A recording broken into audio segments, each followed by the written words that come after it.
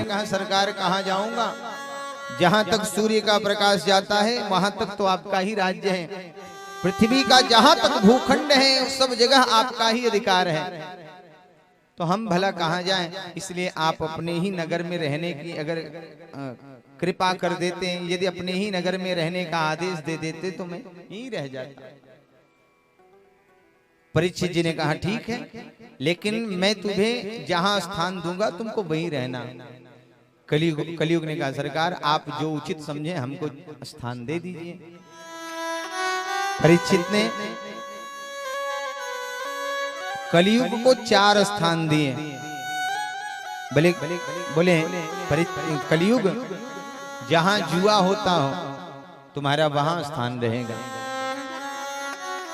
जहां मदिरा पी जाती हो तुम्हारा वहां स्थान रहेगा, जहां स्त्री संघ अर्थात वेश्यालय में तुम्हारा वहां स्थान रहेगा, और जहां हिंसा होती हो तुम्हारा वहां स्थान रहेगा। क्यों? बोले जहां जुआ खेला जाता है वहां असत्य वास करता है, झूठ, लोग वहां झूठ बोलते हैं, बिना झूठ बोले जुआ आदि नहीं होता।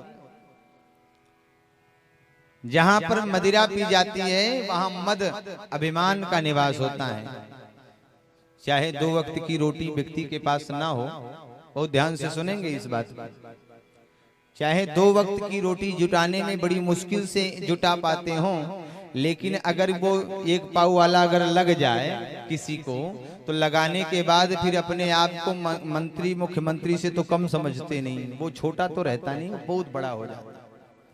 बस 1 लग जाए ना तो फिर वो अपने आप को बहुत बड़ा आदमी समझने लगता है। उससे बात करो तो छोटी मोटी बात तो करता नहीं, बहुत बड़ी बात।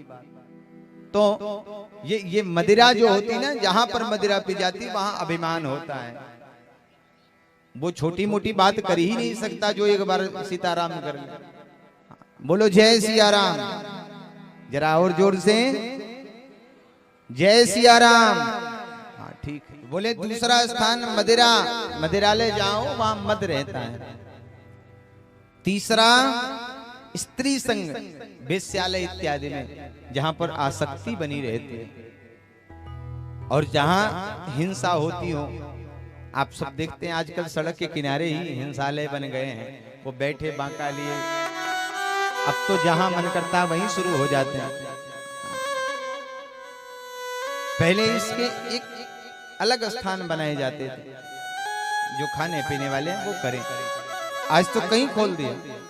और ये हिंसा व्यक्ति तभी कर सकता है जब उसमें क्रूरता हो। यदि आप क्रूर नहीं हो तो आप एक चींटी नहीं मार सकते, और यदि आप क्रूर हो तो आप किसी की हत्या कर सकते हैं।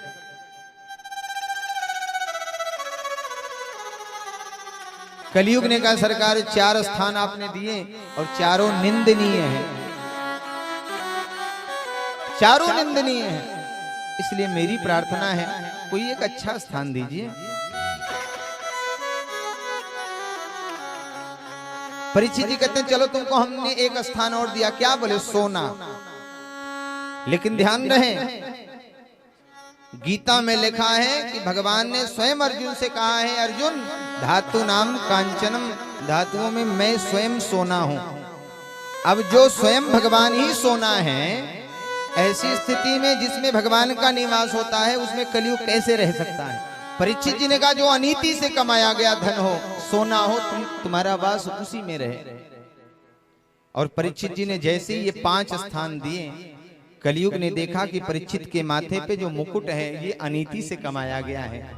ये जरासंध को मार करके भीम जी जबरदस्ती उठा लेके आए थे, जबकि इस मुकुट पर अधिकार होता था जरासंध के बेटा सहदेव का, और इस मुकुट को जबरदस्ती भीम जी उठा लेके आए थे। ये अनीति से कमाया गया धन है, सोना है, इसलिए परीक्षित के मुकुट में ही कलयुग प्रवेश कर गया और उनकी बुद्धि ही बिगाड़ दी।